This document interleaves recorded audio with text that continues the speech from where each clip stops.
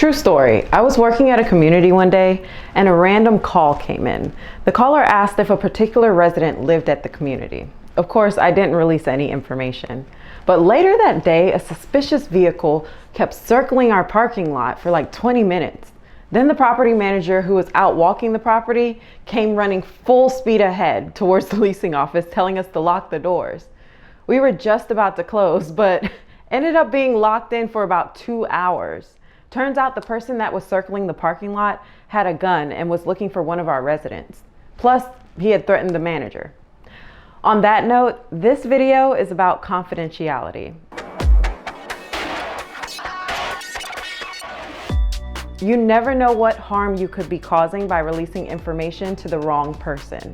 So what items should be kept confidential and what's okay to release? General terms that apply to residents and prospects would not be considered confidential information. For example, rent is due on the 1st of each month and residents can pay without penalty of a late fee through X date each month. Or evictions are filed on this particular date each month. These would be considered general lease terms that apply to all residents. However, terms or information that is specific to a resident or that is communicated in a way specific to a resident could be a break in confidentiality. For example, Susie's rent payment is never late, or John lives in building 5. So lease details, personal information, payment information, maintenance requests, or even physical descriptions would all be considered confidential information. Specific dates, rent rates, application statuses, occupant names, it's all confidential. In other words, these details should not be shared without the leaseholder's written permission. So how should you handle resident information? Guard it and limit access. Only authorized personnel should have access to resident information. Sensitive documents and electronic databases should be restricted to individuals with legitimate need to know. Resident files, lease agreements, and other confidential documents should be stored securely, either in password-protected digital systems or locked filing cabinets. Physical documents and screens displaying data should never be left unattended or accessible to unauthorized individuals. Lock your computer when leaving your desk. Don't make it easy for people to get access to resident data. And if you're working remotely, you'll want to use a secure virtual private network, also known as a VPN. Encrypted communication channels are also recommended. You should also update your systems and software regularly. And when disposing of physical documents containing resident data, be sure to shred them before disposing. Use discretionary caution when discussing resident-related matters, and avoid disclosing sensitive information in common areas where others may overhear. If you need to have a private conversation, whether in person or on the phone, step into a closed office, close the door, and always be mindful not to disclose information to the wrong person. If you're wondering who the wrong person is, it's anyone other than the resident. In fact, if someone other than the resident is seeking confidential information, the resident must give written permission to release that information. When in doubt, verify.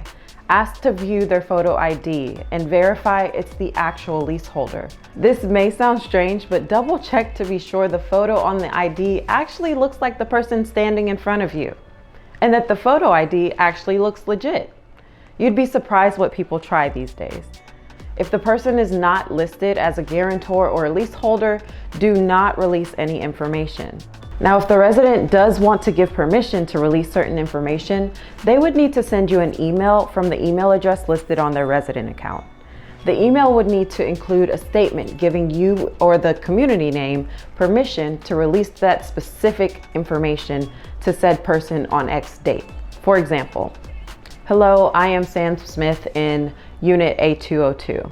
I'm sending this email to give you permission to share my current account balance with John Thomas. Only the information you received permission for should be released. The copy of the email would also need to be uploaded to the resident's account or placed in the resident's file for a paper trail. Now, let's say someone calls you requesting confidential information. Make sure you're speaking with the leaseholder or resident.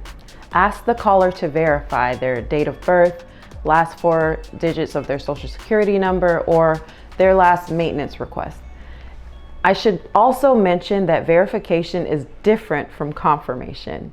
What I mean is, don't ask the caller if their date of birth is April 5th, 2004. That would be giving them the information. So best practice is to just ask the caller to verify or tell you the information you would like from them. Let them give you the answer, not the other way around. And if the person on the phone can't verify their identity as a leaseholder, then the resident would need to send an email releasing permission.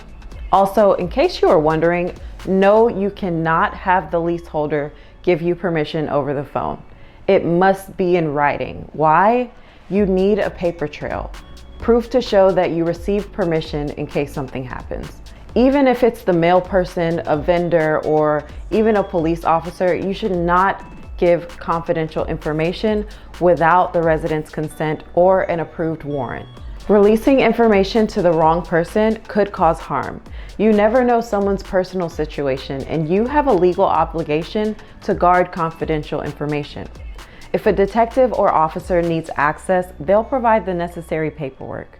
If you aren't certain how to identify if the paperwork is legit, ask a supervisor, but get approval. So in short, information that is specific to a resident or that is communicated in a way specific to a resident should be kept confidential. Only authorized personnel should have access to resident information. Physical documents and screens displaying data should never be left unattended or accessible to unauthorized individuals, including work orders. Lock your computer when leaving your desk. When disposing of documents containing resident data, be sure to shred those documents before disposing. Remember, you need written permission if you're releasing confidential information to someone other than the leaseholder. If a detective, officer, or power of attorney needs access to confidential information, they will provide the necessary paperwork. Okay, I hope this was helpful, and I'll see you in the next video.